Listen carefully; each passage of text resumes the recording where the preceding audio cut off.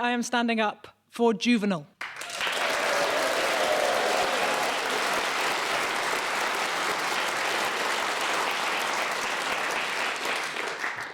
Juvenal is the author of satires, or I often think of them as scurrai, as rants. Juvenal doesn't write for you to read him, he writes to perform. He is basically history's first great stand-up comedian. So he writes these incredible rants, and for ages people puzzle that, he goes off onto this tangent and then there's some ring composition. If you look at it as a comedian, which is after all what I used to do, it makes perfect sense. Of course he goes off onto a massive tangent, comes back in and carries on with the narrative. That's what all comedians do. And he is a great comedian. He's not a nice person, but he is a great comedian. He wrote 16 satires. He is responsible for some of the most quoted, best-known lines in all of Latin literature. Whenever someone's being snooty about reality TV and how too many of us watch Strictly Come Dancing and not enough of us watch Newsnight, they invariably go, bread and circuses. Oh, bread and circuses. They are, of course, quoting Juvenal, who says that the plebs, that would be us, sold our votes for panem et circenses, bread and the games and the circuses. His biography, Juvenal's biography, is incredibly elusive. Now, that might not seem unusual. He's from the ancient world. Lots of people in the ancient world are elusive. But he lived in a time when there were loads of other writers whose work survives. He was born around the middle of the 1st century CE, and we get a reference to him, I think 2 references to him, in Martial, the epigrammatist. But otherwise, he's incredibly opaque. We can kind of sketch out a maybe biography, but it is really maybe. So we think he might have been born in 55, the year 55. That's the first year of the reign of the Emperor Nero, who starts in 54. Christopher Biggins, for those of you who are doing it the I. Claudius way. Perfectly legitimate way to remember them. 54 to 68, Christopher Biggins. And he's born in Aquinum. It's about halfway between Rome and Naples, I think. He is perhaps the son of a Spanish freedman, i.e. an ex-slave. So it is just happenstance, really, just timing. That means that Juvenal is a citizen and not a slave. The child of a freedman is a citizen. The child of a slave is a slave. So he has constant status anxiety. This is a theme through his work like nothing else. Juvenal is obsessed with where he fits into the world, with the money that he doesn't have, with the money that other people do have, and with everybody behaving in a way appropriately to their status. And, perhaps it is a reach, but I think not too much of one, to suggest that that's because he has this terrible status anxiety, because he was nearly born into slavery. It must have been very strange to be the child of somebody who had been a slave. He maybe served in the army. He maybe came to Britain. We get mentioned a few times in the satires. He mentions the oysters that can be eaten in, well, not by me, obviously. I'm vegetarian, but you might eat an oyster, I suppose. He mentions the whales, not the country, the fish-like mammal that you can see off the coast of the Atlantic. So I think he probably came here. It seems like a weird thing to get from a friend who'd visited. So tell me more about the seafood. It just doesn't say. What was it like? He was maybe exiled to Egypt. It's a popular rumour about him that he's exiled to Egypt for an array of unlikely causes, almost all of which would have resulted in his certain death, had they been true. But he does certainly hate Egypt. Unfortunately, that doesn't narrow it down, because he hates everything. It is the joy of Juvenal. Ladies and gentlemen, would you please welcome Llewellyn Morgan.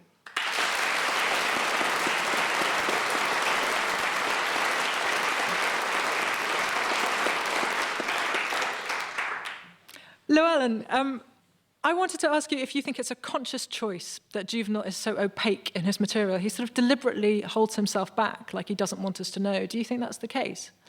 Yeah, I think he's deliberately doing that. I mean, there are other satirists that write in Rome, like, his greatest predecessor is probably Horace, and you hear a lot more about Horace. You hear about where he lives and more about his friends and so on. I think it also it works better with his particular style to have this ranty, unhinged kind of style of criticism that he has for most of his satires. But that would be less plausible if he was a developed human that you were aware of. Do you think that Juvenal satires are revised from performance? I really do, but I would think that because I used to be a comedian. Well, there's some evidence that there are different versions of his satires. What I'd say, though, is that, deep as my respect is for stand-up comedians, not very many of them deliver their routines in dactylic hexameters. No.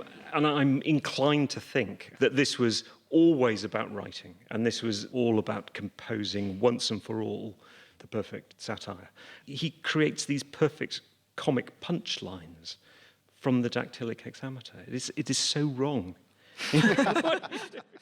Eventually, he makes it back to Rome. He begins his career doing the one thing that he is qualified above all else and anyone else to do, which is be utterly vile about as many people as is humanly possible in verse. I'm not going to, for a moment, try and persuade you that Juvenal was a good person. Even by the standards of his own time, Juvenal is a dyspeptic man. He is xenophobic, he is homophobic, he is crushingly misogynistic. I'm not going to try and defend him on any of those counts. He is all of those things, and they are all horrible. What I am going to tell you is that I think he is a brilliant comedian. He is an extraordinary poet, amongst other things. He has countless, I think over 2,000 of the words in his extant work are hapax legomena. They're only found there because he uses colloquialisms, slang, utter smut, ladies and gentlemen, like I cannot say on Radio 4 at any time of the day and night without being marched out of here and I think kicked in the face by Tony Hall himself. I think that is what happens. If I say, it's so filthy. When I was in the sixth form, I think, we had Juvenal Satire 6, which is the one on women, at a girls' school. Let's do the misogynistic text. Good idea. We've definitely got low self-worth. We're teenage girls. What's the worst thing that could happen? But, though, some of it is so filthy that when you get a version of it at school, you can't translate half of it because it's just too dirty and it's not in there. They've just taken it out. And you get a dictionary and the words just aren't in the dictionary at all. And then when you get to university, they lend you big dictionaries. No, they do, giant ones that you can use to hold doors open, even big oak doors from yore. And so I'm loaned a massive Latin to English dictionary, a massive Greek to English dictionary, huge. I mainly use them to put that's terrible. I mainly used them to rest a fan heater on for 3 years because it was cold. But anyway, imagine that wasn't true. When I got them, I thought, finally I can find out what's happening in Satire 6. Big day. I wouldn't want you to think. Note how I framed this story so it isn't. I got a dictionary and immediately turned to the dirty pages. That is what happened, though. So I was like, finally, my moment comes. I can find out what's going on with that masseur in Satire 6. So I start flipping through the pages, and it is so rude, the Juvenal, that when you get to it's in the big Latin dictionary, but they won't give you a translation into English. They'll only give you a translation into Greek.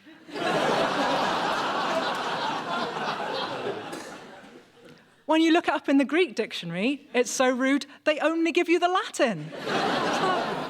Come on, I'm 19. I've definitely done it. We should start, of course, with Satire 1, because it's the first one, but also because it's programmatic. Juvenal sets out what he's intending to do. And what he tells us is, firstly, that he's going to write about the famous dead. It's too risky writing about the living, as far as Juvenal's concerned. But also, he says, if you live when he lives and are as he is, it is harder, he says, not to write satire. Ladies and gentlemen, would you please welcome Armando Iannucci.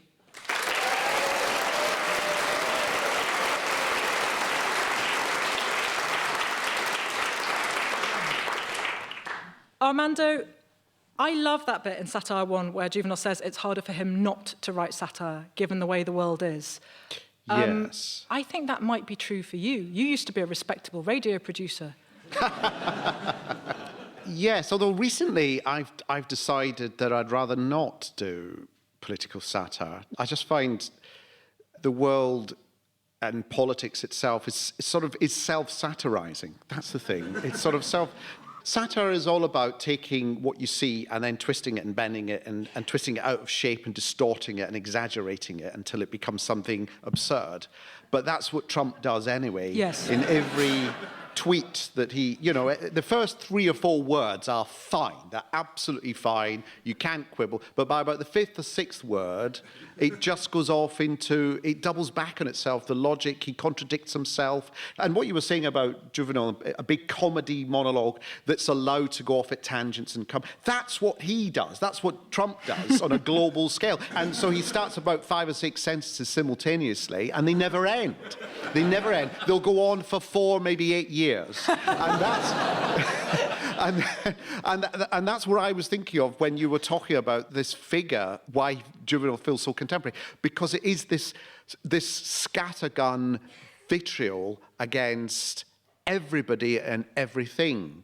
And unfortunately, he now resides in the White House. He's not as clever as Juvenal, I think. No. I think his Greek is probably as bad as Juvenal's. Yes, but he does share the dislike of foreigners, gays, and women. Yeah. Yes. Satire 2, I think we will skip over, partly because it's not his finest work, and secondly because it is so homophobic, I cannot bring myself to talk about it. Matthew Paris once asked me if I thought, given Juvenal's obsession with and revulsion at men having sex with men, he was a closeted gay man. And I didn't know the answer then, and I've thought about it a lot in the intervening years, and I don't know the answer now. I think he's obsessed with and revolted by men having sex with men, and also by women having sex with men. So the more time goes on, the more I tend in my head to think of him as a really judgmental lesbian.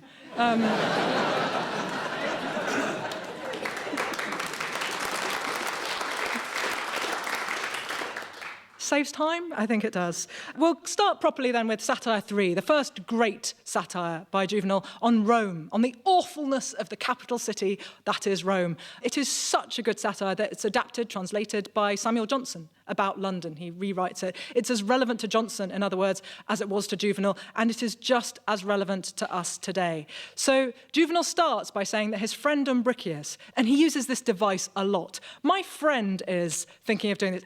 I'm sure it's him. Do you know what I mean? It's like, I'm asking for a friend. You aren't, Juvenal. You're asking for you. His friend Umbricius is going to leave Rome because he hates Rome so much. He can't live here for another minute. He says, I can't live in Rome. There is no room for me because I don't know how to lie. He says, if a book is bad, I can't praise it. Now, who knows what Umbricius does for a living, but Juvenal's a writer, so it is the case that he is trying to get money off people for his writing. Ideally, he wants a rich patron who loves his work and just hands him piles of cash to keep producing it. But that patron will probably have literary pretensions. That's why they give money to writers, I'm told. So the guy is going to produce some terrible poetry of his own, at which point Juvenal's one job, you had one job, Juvenal, his one job is to go, that is marvellous, well done you. He can't do it. He just can't bring himself to. If only he could have travelled through time and met Nancy Mitford, who famously used to reply when people sent her their terrible books with the words, good is not the word. But Umbricius is leaving Rome because he can't lie and he can't be nice about terrible books. He feels like his living standards are being squeezed. Stop me if at any point this is starting to sound just too distant from you and too weirdly historic. Umbricius says he's poorer today than he was yesterday, and he feels like he'll be poorer tomorrow. In part, it's because rents are so high. I know this is so alien, isn't it? And when you do get an apartment, Juvenal tells us, it might not be as sturdy as it looks. It might look fine, but it's actually structurally unsound. And the only reason it looks fine is because the landlord, and this is a phrase which is so perfect, it just sings through time, the landlord has texit hiatum, papered over the cracks. Juvenal, he is a horrible person, but look how beautiful it is. Oh, I did warn you he was xenophobic. He hates foreigners. He especially hates Greeks. And Syrians, but mainly Greeks. He really hates Greeks. And the reason that he hates Greeks is because they can do any job. He says they're so educated. They're so educated and versatile with their education and their ability to do anything. He says, see that Greek over there? He could convince you that he's a school teacher, a rhetorician, a mathematician, a painter, a masseur, an augur, a tightrope walker, a doctor, a magician. Tell him to fly, says Juvenal. He'll be up in the air. I did warn you, the Greeks are so versatile, but do you know what else they are? Polite. Which, as far as Juvenal is concerned, is a bad thing, to clarify. He says, they're always sucking up to people. Si dixerit eis duo sudat. If you say, I'm hot, he'll start sweating. He doesn't like the noise of a city. Only a rich man can have a good night's sleep in Rome, he says, because they can afford to live away from the traffic. Paupers, that'd be us lot, I guess. We would live right by the traffic, so we'd get all the noise of carts going by. He doesn't like traffic either. And then he goes on to say, even if you survive the traffic, you won't survive the muggers. He says they'll be drunk, and so you won't be able to get out of it. You'll try and kind of talk your way out of it. You won't, because they're drunk and they're picking a fight. But they're never drunk enough to pick a fight with a rich guy who has bodyguards. And he says, you'll get punched in the face, whatever you say, and then he'll sue you. I don't know, for denting his jewellery or something. So that's a poor man's liberty, he says, the right to walk the street and get punched in the face, then sued. But his obsession is really with money. Rome is obsessed with money. Umbricius says, omnia Romae cum pretio, everything in Rome comes at a price. Move to the country, says Umbricius, that's what I'm doing. Juvenal says, move to the country, leave the city, live somewhere where I'd have to grow food for vegetarians. Be king of one lizard, I can't imagine it. It's like, there's a perfect stand-up comedian setup. He spends the whole satire explaining why the city is the worst place on earth, and then when somebody quite legitimately says, what about the opposite, goes, the very idea. Armando, obviously Juvenal says he intends to satirise the famous dead, although he does less of it than perhaps we're expecting him to. You seem to be making a bit of a tilt in that direction later this year. Oh, I've just done a film which is coming out later this year called The Death of Stalin. Spoiler alert. In it, Stalin dies. And it's about the power struggle that goes on in the Kremlin in this sort of 10 days between him dying and the funeral to work out what happens next, who takes over. And this is set against the backdrop of Stalin and the security forces, the NKVD, who then became the KGB. And 20 years of just rounding people up, just names, any names, who would either be interrogated and shot or exiled, sent to the gulags and so on. So what happens when the chief terrorizer dies? Does the terror remain? But also, in researching all that society, you then start realizing that just as Juvenal was talking about steering clear of satirizing and criticizing those who are alive because you might get killed, the Soviet Union then was in a state of paralysis in that people didn't know what to do because any option you did might involve Stalin being unhappy with what you did and killing you. So it was far better to do nothing than to do anything. And Stalin himself died as a result of that because he told his guards guarding his office never to interrupt him. So when he screamed out because he was having a stroke and fell onto the floor, the guards thought, I'm not going in there. I'm not going in. And so they just left him writhing on his rug for a whole day. It wasn't a doctor who was summoned, it was the Presidium, the Politburo that was summoned. They didn't know what to do or what doctor to call because Stalin was obsessed with the idea that all the good doctors in Moscow were trying to poison him. So he'd had them arrested. So they thought, well, what do we do? Do we call a bad doctor? But if Stalin found out we'd called a bad doctor, he'll kill us. But then if he does find out, it does mean he's survived. So it's a good doctor in a way. And if it's a bad doctor and he dies, then he won't know. It's all that kind of logic that you realize actually happened. You know, you grew up reading things like 1984 and the Orwellian twist in that logic and thinking it's a kind of contrived satirical fiction. And then you realize it's true. That's what happened. And in fact, one thing we did discover is that under Stalin, lots of joke books circulated about Stalin, jokes about Stalin and about the security forces. And if you said any of these jokes or you were discovered with any of these joke books on your person, you would be shot. And yet people felt compelled to make jokes about it. It was their only way of reacting against this absurd system that they were locked inside of. It's all to do with power, isn't it? That's why dictators always want to lock up comedians, because if you laugh at somebody, you're not, in that moment, afraid of them. Yes, and it's interesting that Donald Trump, not that I'm equating him with Stalin, I'm not, and the very fact that I put the words Donald Trump and Stalin in the same sentence doesn't in any way mean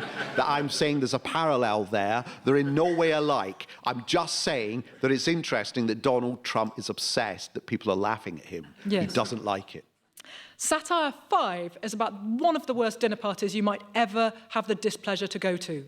Sounds like such fun. So Rome has this client-patron relationship in which you, as an impoverished poet, have to suck up to somebody rich so they'll pay for your poetry, and that person, the richer person, will have to suck up to somebody richer still in order to get the job, and so on, and influence and power. And so client-patron eventually becomes the mafia, I suppose, over time. So it's not an ideal system, but it starts out, relatively benign, unless you are reading Juvenal.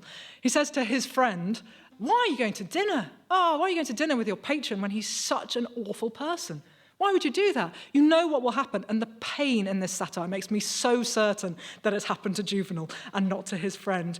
He says, you'll go there, and your rich patron will be having lovely, fluffy white bread. and you'll have bread that hasn't even been milled properly, that's full of stones, and you'll break your teeth on it. And he'll have a delicious vintage wine, and you'll have vinegar. And he'll have this beautiful jeweled goblet to drink out of, and you'll have a cup that leaks. He says, you won't get anywhere near the jeweled goblet, and if you do get near it, his slaves, the rich man's slaves, will stand over you to make sure you don't go at it with a fingernail and pick off a jewel. It's definitely happened to him. I think we all have to agree that this is true. He says, why would you possibly submit yourself to Inuriam Caini, the insult of dinner? Oh, look at that. Who else would do that? Just Juvenal. He might be evil, but it is a beauty. Satire 6 is the one on women. It is such a misogynistic screed that I cannot recommend that you read it. If you do read it, I would have to suggest that at the end of it, you read the Scum Manifesto to balance things out. Maybe watch Frozen or something so you feel happy about sisters again. Whatever it takes. But go and see Wonder Woman. It'll all be fine. But it is a brilliant piece of writing, but it is horrible. It is every trope of misogyny you could ever hope for. He begins by saying to his friend, I don't know why you would be thinking about getting married when there's so much rope available by the yard. I know. He says, there's a bridge you could jump off. There are those yawning windows on a top floor. What are you thinking? Why would you ever get married? He says, if you do get married, she'll be stupid and boring, and that'll be awful. Or she'll be clever and she'll correct your Greek pronunciation. That had definitely happened to him, I think. Again, we can all agree. So he's going to keep doing this. He's going to keep setting up opposites. So just when you think you know where he stands, he definitely hates educated women. Oh, no, he hates uneducated women. He hates sophisticated urban women. Oh, women from the countryside are common and smell of acorns. I mean, the whole time. I wish I were joking. She'll be spendthrift. She'll have all your money, she'll spend all your money. Or she'll be the rich one and she'll be stingy, and you won't be able to pay for anything. He says she'll fall for a gladiator. Oh, the humiliation. And he does a particularly revolting portrait of a retired gladiator who's got a sort of weeping eye from an injury which has never healed up, and a sort of disgusting wen on his nose. But Epia, the senator's wife, a sort of archetypal senator's wife, falls for him because sed erat gladiator. He was a gladiator. It's the only thing that matters, even though he's disgusting. Your wife will have an affair with a eunuch, he says. No fool she, then she won't get pregnant. If your mother-in-law is alive, it is game over. He says you might find a good wife. I mean, you might do. Seems very unlikely to him, but you might do. He says such a woman would be a rara avis, a rare bird, another phrase we still use today. He says the more likely scenario is that you'll end up with a wife who sleeps with all your friends and humiliates you. And you'd like to think you could get around that by hiring a bodyguard. But you know what she's going to do then? Yeah, she's totally going to have sex with the bodyguard, is what's going to happen. And in this moment, he uses one of the most quoted lines in all of Latin literature. Quis custodiet, ipsos custodes. Who guards? The guards themselves. And it is always quoted today by somebody really po-faced talking about civil liberties. And even though I agree with them, I always think it's worth bearing in mind that this quote doesn't come from a political theorist. It's not from Aristotle. It isn't in Plato. It's from Juvenal, talking about the impossibility of stopping your slutty wife from sleeping with the man you hired to stop her from sleeping with all your friends.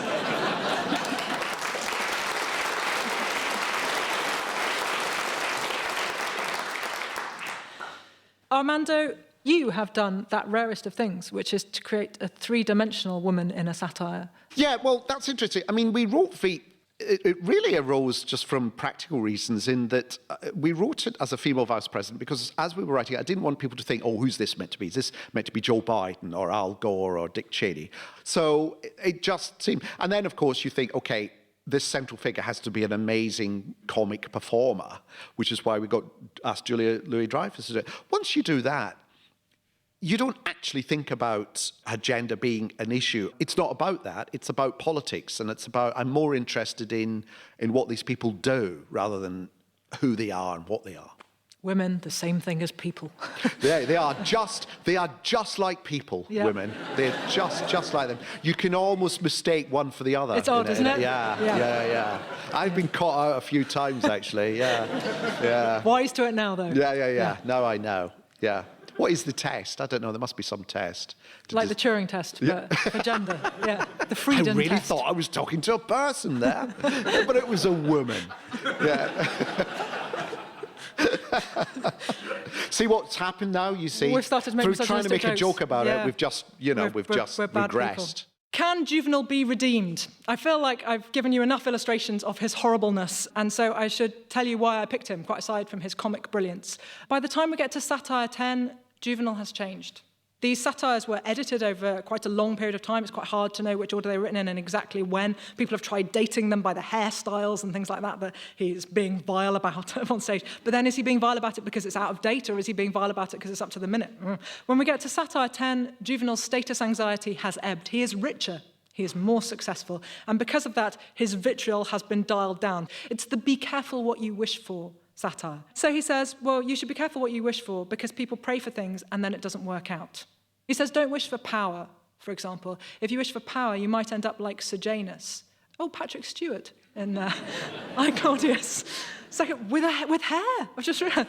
Not at all looking like Jean-Luc Picard. That's made it harder for us all. But anyway, Patrick Stewart is second in command to Tiberius, George Baker. And he's second in command for ages, and then Tiberius turns on him, and he is executed. His body is dragged by a hook into the river Tiber, and his statues are melted down, Juvenal says. Yesterday's statues are today's pots and pans. So that's what happens if you wish for power, high risk. Don't wish for beauty, because then Claudius, Derek Jacobi, Claudius's third wife, Messalina, will fall for you. And if you agree to it, the emperor will have you killed. If you refuse her, she'll have you killed. So don't wish for beauty, don't wish for power. What should you wish for? Well, and see how it feels like a dialogue. Again, it feels like there's been an audience to me as he goes through this. He says, what should you wish for? Nothing. Let the gods decide. Oh, you've got to wish for something? Oh, let me just persuade you a bit more, Juvenal. He says, you've got to wish for something? Okay, well then, the thing you should wish for, and again, one of the most quoted lines in all of Latin literature, mens sana in corpore sano. He says, a healthy mind in a healthy body. Where's all that vitriol gone? You should wish for a brave mind with no fear of death, that puts a long life last among nature's gifts, that can bear any hardship, that doesn't know anger, and that lusts after nothing. I think we can all agree that if somebody who was basically 98% vitriol can come round to that level of acceptance, we might have something to learn from him. Ladies and gentlemen, Natalie Haynes Stands Up for the Classics was written and performed by me, Natalie Haynes. My guests were Armando Iannucci and Llewellyn Llewelyn, and our producer was the marvellous Mary Ward Lowry.